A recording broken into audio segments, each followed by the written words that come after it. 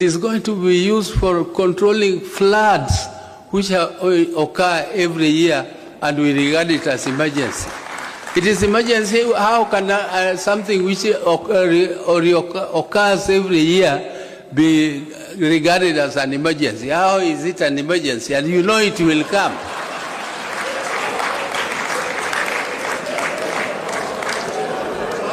So you have...